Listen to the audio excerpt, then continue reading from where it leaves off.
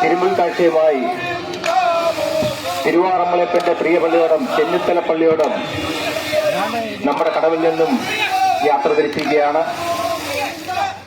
അച്ചൻകോവിലാർ, കുട്ടമ്പേരാർ, പമ്പാ നദി, ഈ 3 നദികൾ താണ്ടി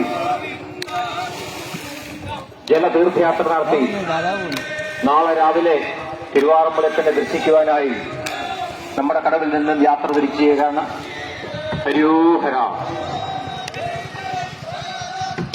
അഞ്ചാലൊന്നിന്റെ മധ്യേ